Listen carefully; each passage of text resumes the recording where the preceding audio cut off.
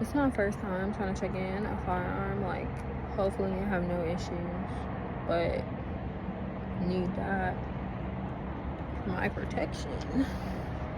Alright, I'm here today to talk about how easy it is to check your gun through TSA.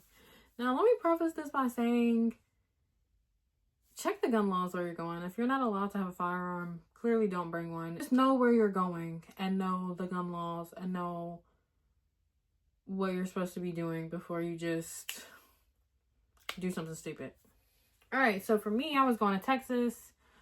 I clearly had no issues. The experience and what I had to do was pretty seamless. So I bought this case from Harbor Freight. You have to have a case that will be able to be locked.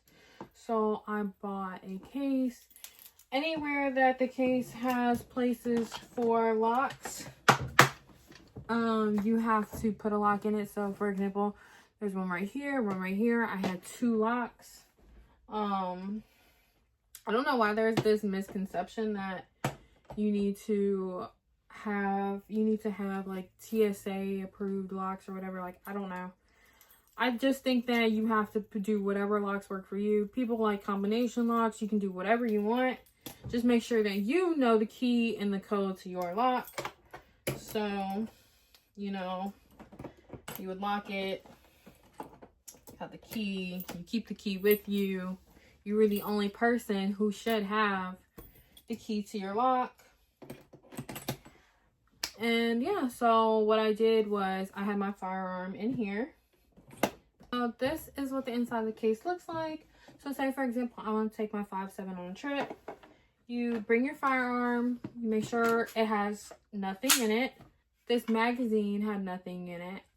You can have your ammo in the same case as long as it's packaged properly.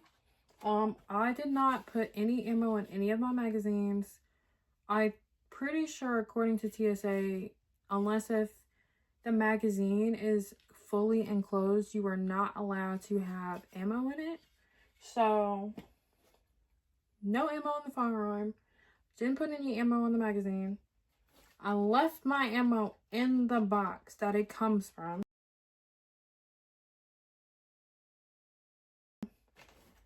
Closed it. Like I said, you make sure that anywhere that the case is able to be locked, that you have a lock on it. And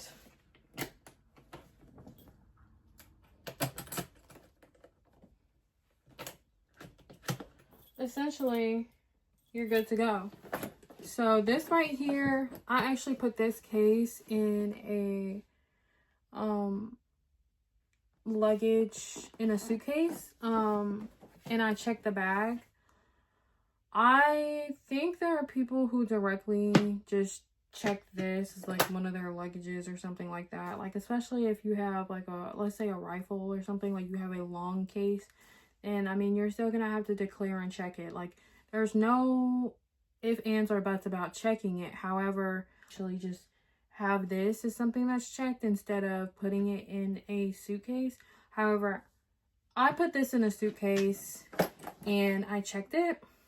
Checked the suitcase. Reason being for that is just, you know, discretion, really. Just, you know, not really wanting anybody to really know what I have. It was really easy. So I went with my suitcase. I said I like to declare a firearm at the counter. They made me take this case out. I unlocked it. So I unlocked it. And just put it inside. It's unloaded and Yeah, unloaded, no ammo. Told them that it was empty, and just that was really it, honestly. She didn't really like check magazines or anything like that. I just kind of showed them that the firearm was empty. I closed it, locked it back. They gave me a slip to fill out, and I put it in my suitcase, and that was that. They checked my bag as normal. So it was a really seamless process. Didn't really have any type of issues. Like I said, since I traveled with my magazines not loaded, I just had my ammo box. I loaded everything as soon as I got there. clearly outside of the airport, you know, when I was in a safe place to do so. And yeah, very seamless process, especially as a woman. Like, I travel solo a lot, so going through a process like that was like super easy. I'm like, okay, great, like I know I can do this again, and I know I can do it anytime. And I bought this, I want to say, for $30 to $40 at Harbor Freight. Like, it's durable enough, especially if I'm putting this in another, like if I'm putting this in a suitcase, I'm not really worried about like the wear and tear of it.